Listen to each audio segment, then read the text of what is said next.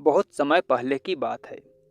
एक बार एक राजा ने अपने सभी बुद्धिमान मंत्रियों को बुलाया और उनसे कहा, मैं कुछ ऐसे रहस्य जानना चाहता हूँ जो बहुत ही छोटा हो। मुझे बड़ी बड़ी किताबें और ग्रंथ नहीं चाहिए, बस वो समझने में बिल्कुल आसान हो। बड़े बड़े सूत्र नहीं चाहिए, मुझे पढ़ने के लिए ज़्यादा समय भी नहीं है।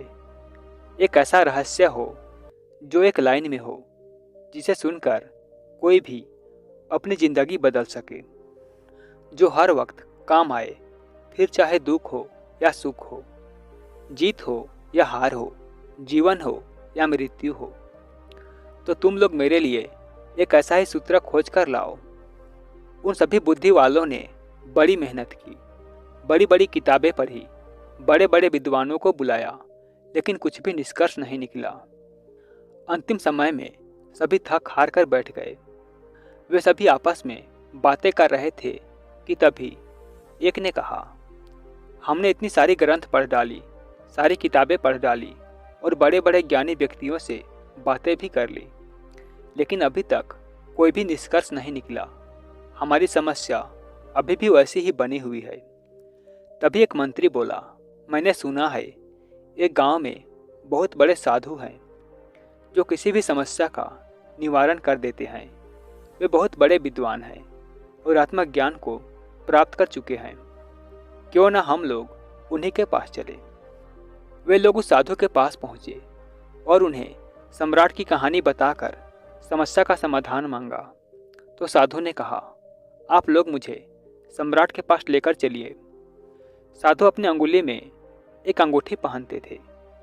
सम्राट के पास पहुंचकर उन्होंने वह अंगूठी निकालकर सम्राट को दे दी और कहा, इसे पहन लो, यह बहुत ही चमत्कारी अंगूठी है। यह अंगूठी मुझे मेरे गुरु ने दी थी। इस अंगूठी के चमत्कार, इसके पत्थर के नीचे एक छोटा रहस्य है। मैंने अभी तक इसे खोला ही नहीं, क्योंकि मुझे कभी इसकी ज़रूरत ही नहीं पड़ी, इसलिए मैंने अभी तक इसे खोलकर देखा भी नहीं। लेकिन इस अंगूठी को देने से पहले मेरे गुरु ने एक शर्त रखी थी कि इस अंगूठी के अंदर मौजूद इस चमत्कारी रहस्य को तभी जानना जब जिंदगी के सारे रास्ते बंद हो जाए, तभी इसे खोलकर देखना। लेकिन उनकी कृपा से मेरी जिंदगी में ऐसा कोई बुरा समय आया ही नहीं, इसलिए मैंने आज तक खोलकर इसे पढ़ा भी नहीं। लेकिन इसमें जरूर कुछ बड़ा चमत्कारी रहस्य लिखा होगा जो किसी भी मुश्किल स्थिति या परिस्थिति से बाहर निकाल सकता है और किसी भी समस्या को दूर कर सकता है। तो इसे आप रख लो, लेकिन शर्त याद रखना और इसका वचन दे दो, जब कोई उपाय नहीं रहेगा, जब चारों तरफ से रास्ते बंद हो जाए और जब अपनी ज़िंदगी के बुरे समय से गुजर रहे हो, तो ही इसे खोलकर उस रहस्य को जान लेना। लेकिन सूत्र बहुत कीमती है, अगर इसे ऐसे ही खोला गया तो कुछ अनहोनी हो सकती है। तो सम्राट ने वो अंगूठी पहन ली। वर्षों बीत गए। सम्राट के मन में कई बार आया कि इसे खोलकर देखा जाए कि आखिर कौन सा रहस्य इसमें लिखा हुआ है, लेकिन फिर सोचा कि कहीं कोई अनहोनी न हो जाए। कुछ वर्षों बाद एक भयंकर युद्ध हुआ जिसमें सम्राट हार गया और दुश्मनों ने उनकी सारी संपत्ति और राजपाट हड़प ली।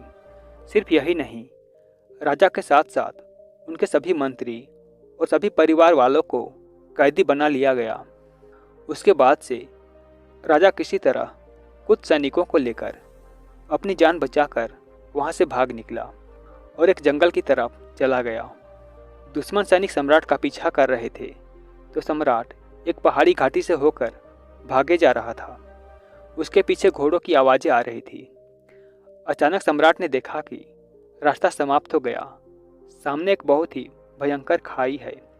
अब तो वहां से राजा लौट भी नहीं सकता था, क्योंकि दुश्मन पीछा कर रहे थे।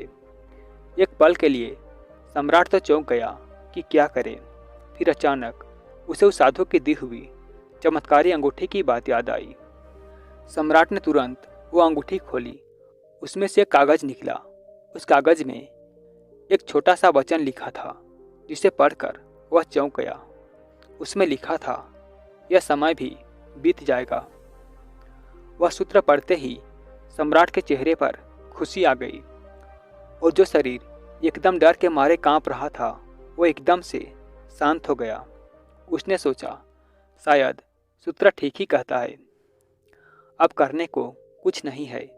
और इस सूत्र ने सम्राट के भीतर सोई हुई आत्मा को जगा दिया।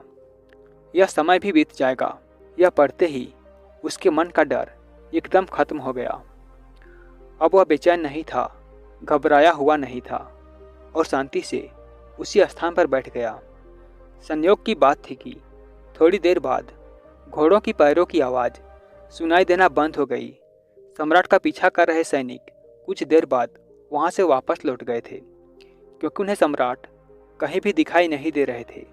उन्हें पता ही नहीं चला कि सम्राट किस तरफ चला गया। सम्राट ने चैन की सांस ली और अंगूठी फिर दोबारा वापस पहन ली। यह समय भी बीत जाएगा, यह पढ़कर सम्राट का दिमाग और भी खुल गया था और उनके अंदर हिम्मत आ गई थी। इसलिए दोबारा उस सम्राट ने अपने मित्रों और सैनिकों को इकट्ठा करके एक रणनीति बनाई और दुश्मनों द्वारा कब्जा किए हुए अपने किले पर हमला कर दिया। और इस बार सम्राट सही सूझबूझ से उस लड़ाई में जीत गए और वह फिर वहाँ का सम्राट बन गए। इस बार जब सम्राट अपने सिंहासन पर बैठा तो वह बहुत आनंदित हो रहा था और उसका सीना गर्व से चौड़ा हो रहा था। उसका मन चिल्ला चिल्ला कर प्रजा से कहना चाह रहा था कि देखो, मैं वही सम्राट हूँ जिसने अपना खोया हुआ सम्मान, खोया हुआ सैनिक, खोया हुआ संपत्ति और परिवार फिर से वापस पा लिया है। मैं एक विजेता हूँ। लेकिन इससे उस राजा का घमंड भी बढ़ते जा रहा था। तभी उस चमत्कारी पत्थर की रोशनी जब सम्राट की आंखों पर पड़ी तो उसे उस अंगूठी याद आई। उसने फिर से वह अंगूठी खोली और कागज को पढ़ा। पढ़ते ही सारा आनंद, सारी खुशी, सारा घमंड चेहरे से लापता हो गया। वह एक पल में शांत हो गया। इस पर उसके मंत्रियों ने पूछा कि आप अभी बहुत खुश थे, लेकिन अचानक आप इस तरह शांत क्यों हो गए? क्या बात हुई सम्राट? तो सम्राट ने कहा, यह समय भी बीत जाएगा। इस संसार में यहाँ न तुम रहोगे, न हम रहेंगे, न यह धन संपत्ति रहेगी। आखिर मैं भी कब तक सम्राट बने रहूँगा?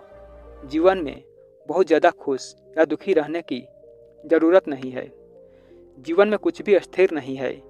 जो अच्छा समय है वो एक दिन बुरा समय बन जाएगा और बुरा समय भी हमेशा नहीं रहेगा। तो दोस्तों, इस अद्भुत सूत्र को अगर हम भी याद रखें तो हमारे मन में कभी घमंड नहीं आएगा और मन आनंदित महसूस करेगा। आपके जीवन में कितनी बड़ी से बड़ी समस्या क्यों न आ जाए, कितने भी बुरा समय क्यों न आ जाए, यह सूत्र हमेशा आपको आगे बढ़ने में प्रेरित करेगा और आप कभी भी अपने जीवन में निराश होकर बैठेंगे नहीं। आपके अंदर हमेशा एक हिम्मत ही बनी रहेगी, क्योंकि इसे सही से समझा जाए तो ज़िंदगी एक खेल की तरह है। तो दोस्तों, अगर आपको यह कहानी अच्छी लगी हो तो लाइक करें और इसी तरह का और वीडियो देखने के लिए चैनल को सब्सक्राइब अवश्य करें।